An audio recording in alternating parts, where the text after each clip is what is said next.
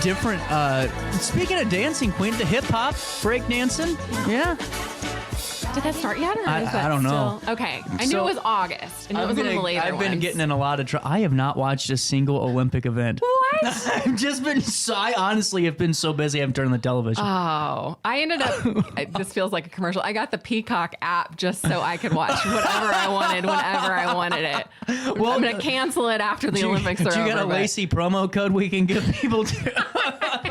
Right, not trying to do it, but it's been great. Because then you can watch all the sports that aren't necessarily highlighted. Yeah. Well, you know what's funny is I'm more of a Winter Olympics guy now. I used to love the Summer Olympics, but ever since Michael Phelps is no longer there, I'm not a big swimming fan anymore. Well, we've still got Katie Ledecky, yes, and I love the track and field events. I love the gymnastics. And my favorite part about the Olympics is just the care that everybody has for each other. Like when they're congratulating people from other countries and everybody's a good sport and like seeing people's moms on TV. I love all that. So real quick, if you guys are going, CJ, why is Lacy's on? You're running behind. We understand Dallas March, which I just had a little ding come in going, is Dallas still on? Dallas will come on in a couple of minutes, and my apologies for being a little bit later, but I got to ask you this, Lacy.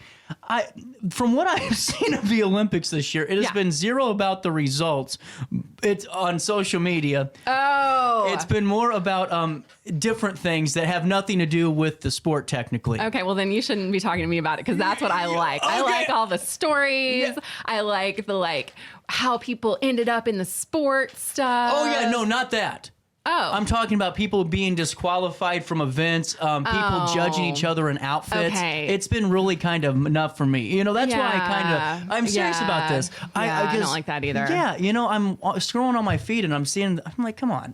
These guys are probably embarrassed, and girls are just trying to compete in their sport. And here's, the 45-year-old that hasn't been to a gym in 8 years. Armchair expert. You know what I'm saying? So it's just amazing to me. But in 1924, I'm just assuming that the outfits looked a lot different, the warm-ups looked a lot different, and the event looked a lot different. Am I honest? I think a lot of events looked a lot different. I mean, even more recently than the 1924, when you look at old gymnastics competitions from the 70s, it's completely different. So yeah, we've really changed in a lot of ways. One of my favorite things that I learned, I think I learned this at the Missouri History Museum with their 1904 Olympics exhibit years ago, but the Olympics used to have an artistic component as well. So you could be competing in the Olympics in architecture or in painting. And one of the really cool things about Helen Wills. Yeah.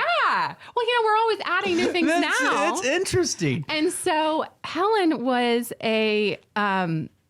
an incredible artist as well as tennis player. And she actually had her paintings at least one painting in the 1932 Summer Olympics. So then she wasn't competing as an athlete in a sport. She was competing in the artistic component of it. What, was it just the event called painting?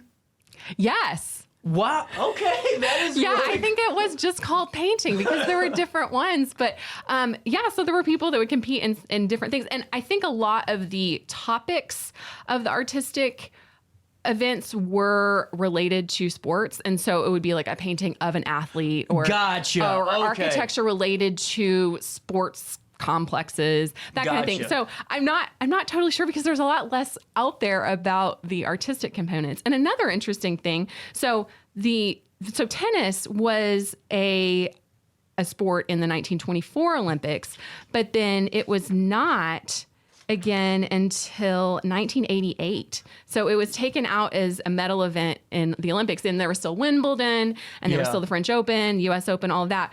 But it wasn't an Olympic event, and now it is again. So sometimes they had an event, took it out, and then brought it back. So Wills was the women's national champion and a favorite for the Olympics. Yes. She won a gold in singles and women's doubles. Yes. That Olympics? In the 1924 Olympics, she won the singles medal, gold medal, and then with her partner, she won Hazel Hotchkiss Whiteman. She won the women's doubles as well. Really cool. Yeah. And so I'm looking here, and it says in the Alton Evening Telegraph in 22 described her plain and personality. This is not a flapper story, though the heroine, Helen Wills, is just 16 years old, the approved flapper age, this young person is very Scott Fitzgerald. Yeah. What's that mean? What does that mean? Anyone that talks to me for an extended period of time gets to hear my sort of like rant against the rant of kids today. Da, da, da, da, da. So I love quotes like this because it shows you that in every generation, there's this immense disapproval for the next generation that's coming up. Like, I got you. Oh, like Okay, they just don't understand. I got like, and then they grow up and then they do the same thing to the next generation. So I try really, really hard never to, because life is just different, but to never like say like, oh, you don't understand how hard I had it, or you don't understand the morals or values or whatever, because we're all living our lives in different times. And so you can't do that comparison. And also your parents were doing it about you. So if you didn't like it, why would you do that to the next generation of people? And I know that, there's always a shifting and we all have to kind of figure that out together. But one of my coworkers had said something about, kids today. And so I went back to the 80s, the 60s, and the 1920s to find the exact quote, a complaint about kids today. Oh, that's cool. And then that'd be a great art gallery. Yeah. Like the same sentiment, but through different time. And then the 1920s one was young people today instead of kids today. But yeah. And well, like this is off topic, but the one from the 60s or the 70s, I think, like the person was writing, it was a teenager and they were writing into like Ann Landers or whatever. And they were like, my dad talks about how when he was a kid, he like got up and milked the cows every morning. He complains that I'm lazy. And he's like, but we live in an apartment. Like I can't go milk the cows. I don't know how to.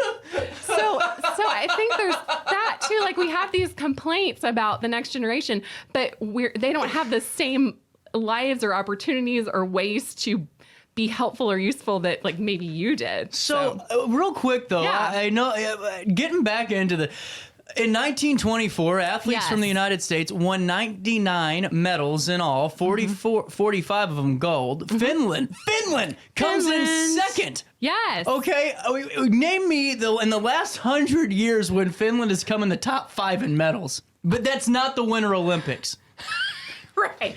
I don't even know if they've won any this year. Oh, well. Maybe they have. I hope so. I know, but it just kind of, it is sad when you see someone. Well, and you know what? I love when Americans win, but I also really like it when people from countries that don't have a high medal count who was the one that won the first gold medal for their country this time around? Well, there was St. Lucia in running, about. And then there was a woman in gymnastics that won. Like I love that. Well, now, did people care about the Olympics like we do today? Oh, yeah. Like, seriously, did they really? Yeah, they seemed to. There were all kinds of articles. The hardest part, actually, about this was me narrowing it down to a specific topic, because I just started looking. You did a really good job. Thank you. Because when I read it at first, I started getting confused, and I went, wait a minute, I get what she's doing now, because there's so much to hone in here. Yeah, that's good. You did a great job. Well, thank you. Yeah, because I was like, I'm going to look up the Olympics in 1924 and see. And then it was overwhelming with how much there was. And just a sad note, Helen did die in 1998. Well, I mean, she was in her 90s, I think. So well, it's still sad. But she had a pretty good long life first. I just had to bring it down a little bit, I get sad about people dying if they're young, if it's tragic, that kind of thing. But she was playing tennis into her 80s. Like, and she was also, this was really fun. She was the first American female athlete to enjoy international stardom. Like, she was like was she really? Yeah, a celebrity. And one of the cool things, the photo I have just of her in the article is from the Bibliothèque Nationale de France, the French Bibliothèque Nationale de France. And I'm sorry for screwing that up so greatly. But, yeah. I love it. I think it would be even worse if I tried to do I took French in high school. I should be able to do that. Oh, no, accent. You should see it. When I do On This Day in History, like when I go down, I just give up. I just seriously start just phoning it in. I'm like, well, I get called out by my friends in England all the time for Yorkshire and Yorkshire and all that stuff. Man, not worth it. If it's a place name, I try to study and then I look for pronunciations online, but I didn't do that this morning. So anyway, they had a lot of photos of her in France. Oh, wow. And it wasn't just from this Olympics, from the Paris Olympics. It was, the photo I used, I think, was from 1932. So it was after that time period, they were still taking photos of her in other countries. It's really cool. Yeah. I like it. So your takeaway 100 years ago? Oh, well, I like to see how things change and how things stay the same. So we were all excited about the Olympics in 1924 in Paris, and we were consuming the Olympics in a very different way. So now, we have all these memes, we have the people that we see internet articles about, and then it was similar, but it was just in the newspaper. It was people talking about it on the street. And then the photo at the top that's what you're talking about with like the different outfits and stuff. When they came back victorious, they were all wearing their much more covered up, formal, hatted Yep. outfits. So, and the difference, like you could look at an athlete, like a swimmer or a boxer or whatever, in those time periods, and there's a difference just in like how much more training they have now. Yeah, they're a ton. Yeah. Well, and now what are you writing about this week? I am writing about the formation of Temple Israel in 1923, 1924. So Temple Israel was a Jewish synagogue in Alton, and they lived. They had buildings in several different places before closing in 2020. So I'm going to talk a little bit about the formation cool. and then how it all came to be, and how the legacy lives on a little bit. I love it. There we go. Lacy McDonald, we did it again. And we'll talk again next Wednesday at 10:10, and we'll have a little bit more time too. Okay. We'll take a quick break. More of our daily show hits you next right after this.